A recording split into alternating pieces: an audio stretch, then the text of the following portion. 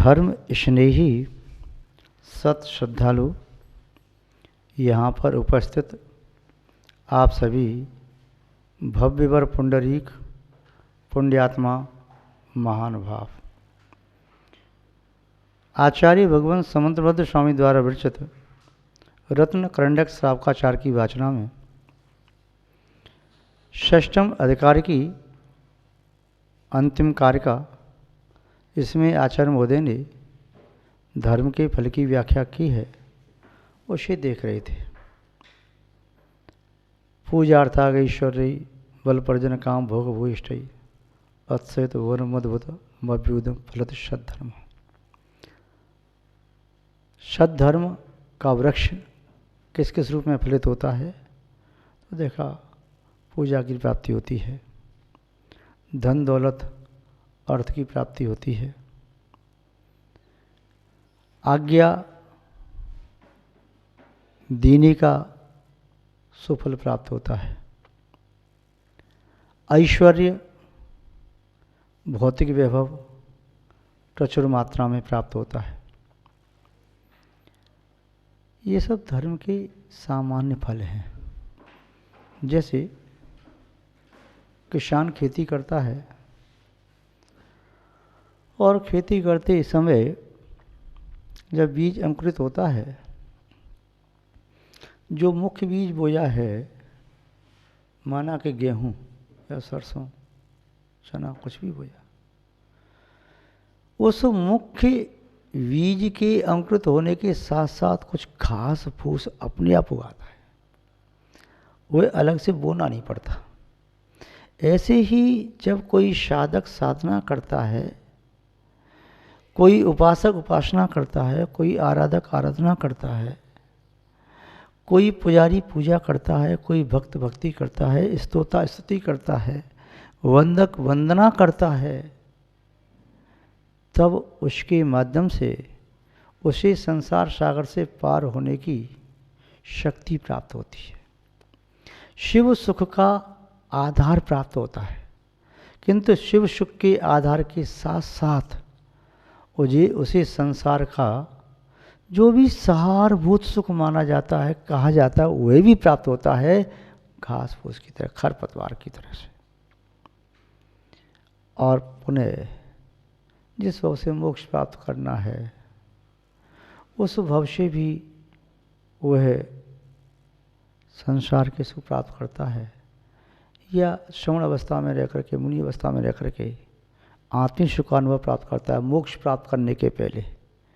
तो समझो वह उस मोक्ष सुख को उत्पन्न करने वाला वह फलक है, वाल है, या जैसे चने की घेंटी होती है, उसमें चना होता है, उसके बिना चना नहीं हो सकता, या गेहूं की बाल के बिना गेहूं पैदा नहीं होता, सरसों की फली के बिना सरसों नहीं, मटर की फली के बिना मटर नहीं।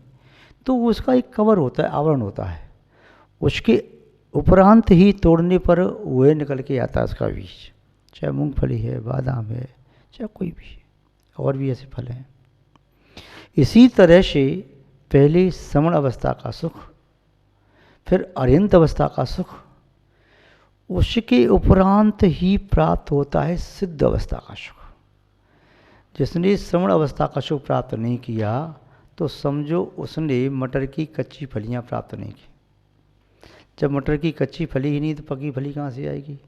जब गेहूं की कच्ची बाल ही नहीं, पकी बाल कहाँ से आएगी?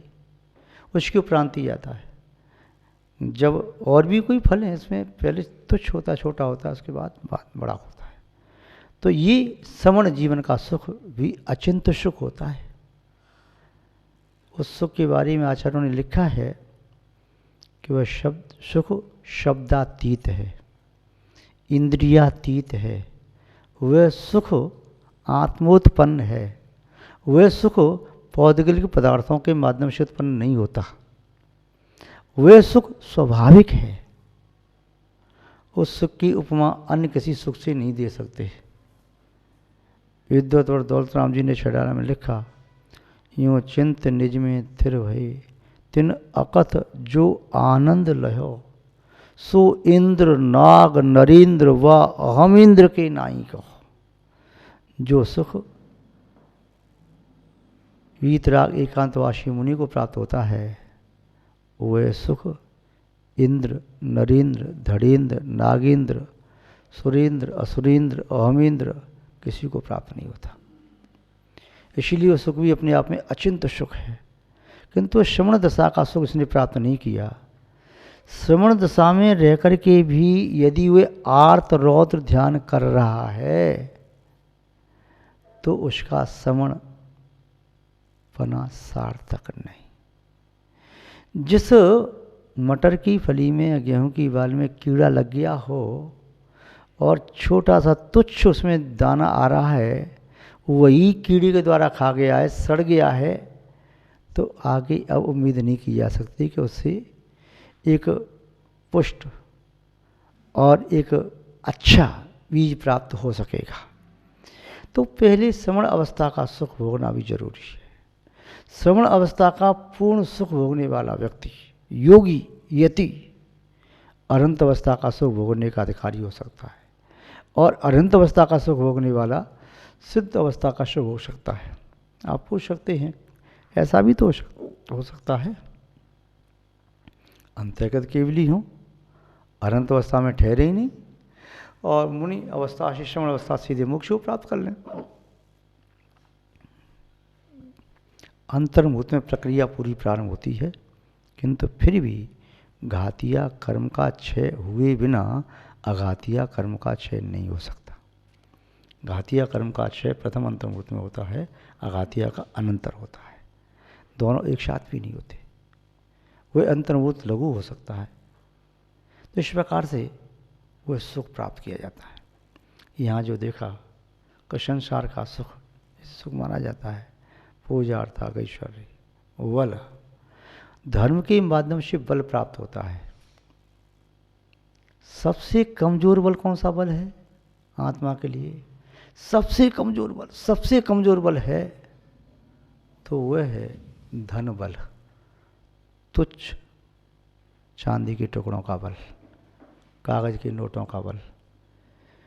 जिसके पास और कुछ भी नहीं है देने के लिए, वही व्यक्ति रुपया पैसा देता है या कोई वस्तु देता है।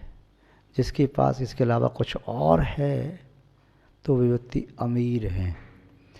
जिसके पास सिर्फ और सिर्फ धन का बल है, वह संसार का सबसे गरीब व्यक्ति है।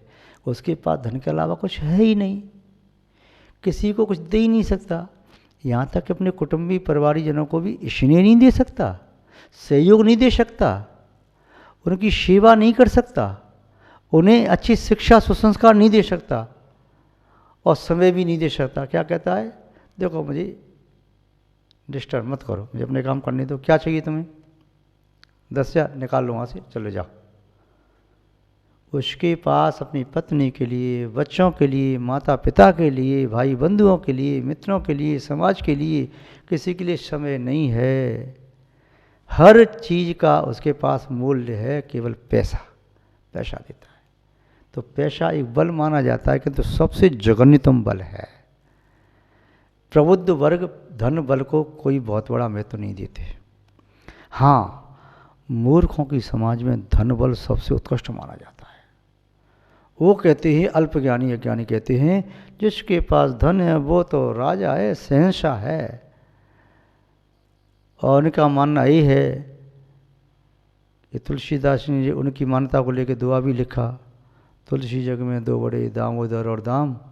दामोदर बैठे रहे, दाम करें सब काम, दाम के माध्यम से घर बैठे सब काम हो जाता है, ऐसा लोग कहते हैं, किंतु ऐसा है नहीं। जिसके पास करोड़ों का धन हो और रात में करवटें बदल रहा है, नींद नहीं आ रही, क्या पैसा दे के नींद आ जाएगी? कई बार व्यक्ति इतना हैबिचुअल हो जाता है कि नींद की गोलियां खा करके भी नींद नहीं आती।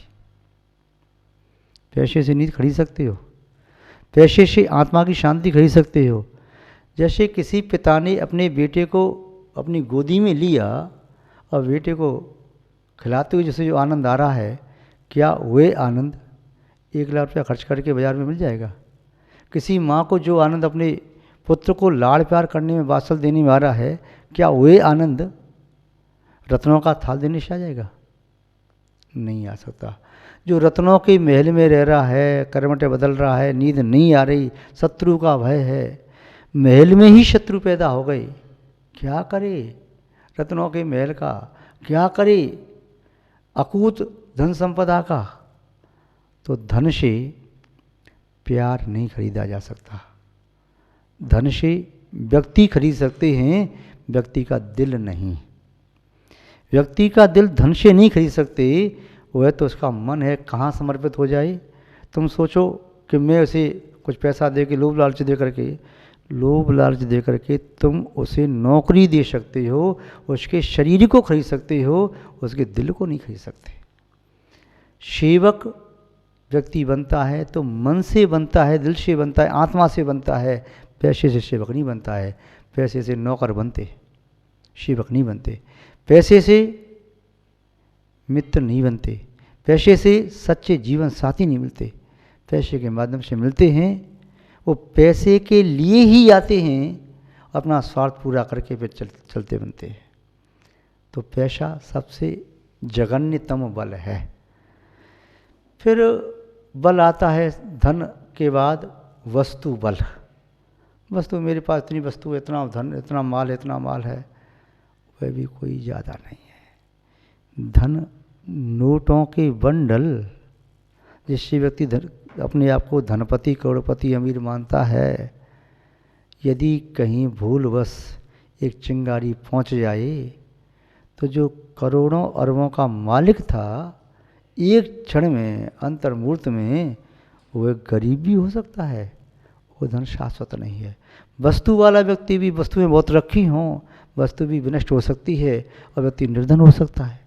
तो वस्तु भी बहुत बड़ा बल नहीं।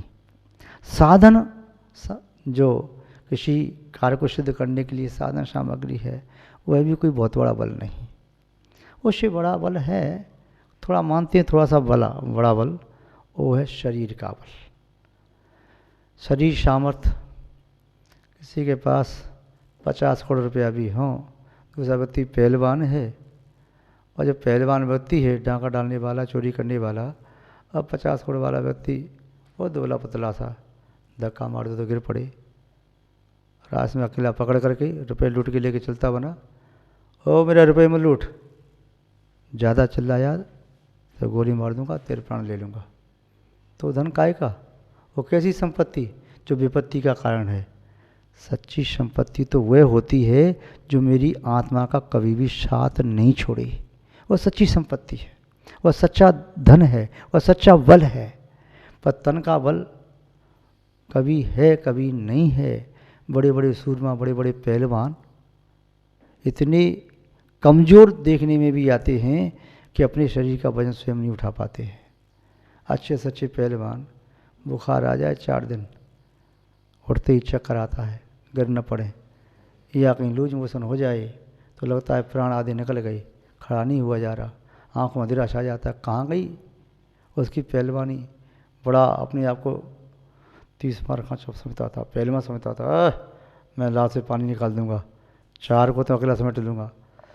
ये बल भी शरीर का बल है, कभी नष्ट हो सकता है। वचन का बल किसी का होता है, वचन बल। मेरे पास वचन बल है, एक आवाज़ दी नहीं कि बस मेरी वाणी ऐसी प्रभावक है, मैं हजारों व्यक्तियों को अपने फेवर में कर सकता हूँ। पर ये भी शाश्वत नहीं है। आवाज़ चली जाए तो क्या करोगे? शिवसंग ज्ञान का नष्ट हो तो क्या करोगे? तो ये बल भी ज़्यादा बड़ा बल नहीं है। किसी के पास सैन्य बल होता है, पर सैन्य बल भी कोई ज़्यादा बड़ा बल नहीं है।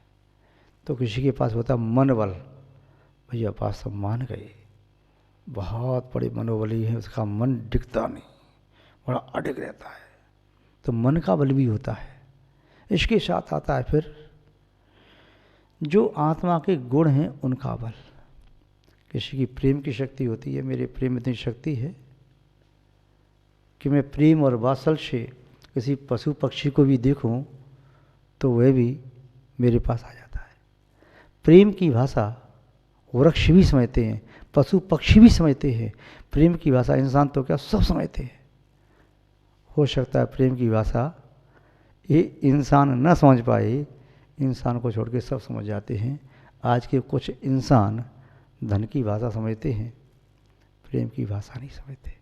आज के कुछ इंसान तर्क की भाषा समझते हैं, प्रेम की भाषा, दिल की भाषा नहीं समझते।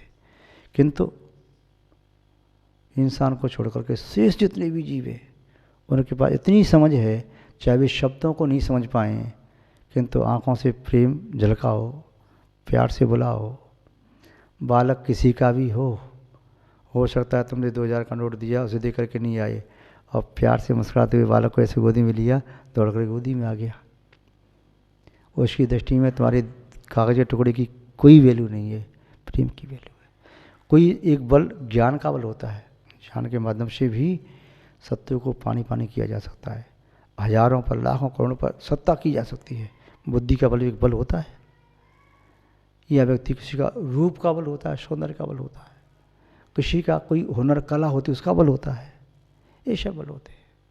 किंतु ये सब बल वैराग्य के बल के सामने या आत्मबल के सामने निर्बल और दुर्बल हो जाते हैं। आचार्य महोदय यहाँ कह रहे हैं कि बल, चाहे किसी भी प्रकार का बल आपने प्राप्त किया इष्ट कार्य की सिद्धि करने के लिए, वह सभी प्रकार का बल बिना पुण्य के प्राप्त नहीं होता। महानुभाव, आपने वाली मुनि के संबंध में सुना होगा। वाली मुनि ने जब दीक्षा ले ली तब तपस्या कर रहे थे कैलाश पर्वत पर। तभी रावण उधर से निकल के जा रहा था, अकृत्रिम नारी की वंदना करता हुआ, और वाली मुनि को देखता है, पूर्व का क्रोध जागृत हुआ, इसने मेरा अपमान किया था, मैं उसे उठा करके पर्वत सहित उठा करके समुद्र में फेंक दूंगा। यह सोच करके अपनी रानियों को विमान में छोड़ा, नीचे उतर के आया, पर्वत उठा के फेंकने लगा। वाली मुनि ने देखा यह जिनालय भरचक ने बनवाए सब नष्ट हो जाएंगे, इतने जीवों की हिंसा होगी। अपने बाएं पैर का अंगूठा थोड़ा सा दबा दिया, पर्वत दब गया और रावण रोने लगा। दशनन का नाम तभी से रावण पड़ गया। तो ऐसे कायबल रिद्धि के धारक थे वाली मुनि। तो बल होता है, तो बल कायबल रिद्धि होती है, वचन बल रिद्धि होती है, मनोबल रिद्धि होती है, ये सभी धर्म के प्रभाव से प्राप्त होती है।